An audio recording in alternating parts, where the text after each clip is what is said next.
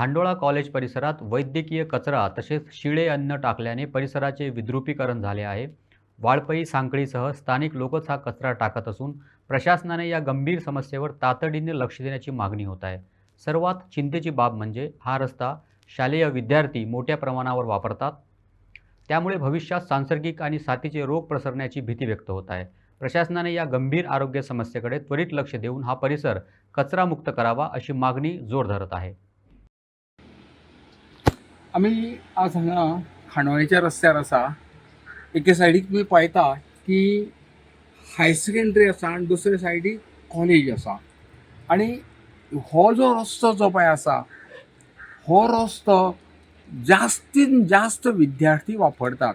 आनी जे थोडे एक हांगा कॉलनी आसा, ते कॉलनीतले लोक वापरतात.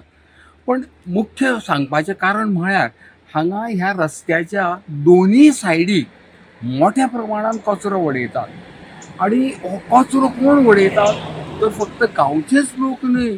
हांगा तुमी पळयल्यार हांगा खांडोळे आमोणे ब्रीज जाल्लो आसा आनी ह्या ब्रिजा वयल्यान आमोणेच्यो गाडयो येता, वाळपयच्यो येता, सांखळेच्यो येता, नावेलीच्यो येता, कुंडलेच्यो सगळ्यो गाडयो येता. फोर व्हिलर येतात, टू व्हिलर येतात. आनी गवंडाळेचो पूल आसा हांगा. ह्या रस्त्या वयल्यान वता आसतना गवंडाळेचो पूल लागीं आसा आनी ताका लागून जास्तीत जास्त लोक हेवटेन वतात.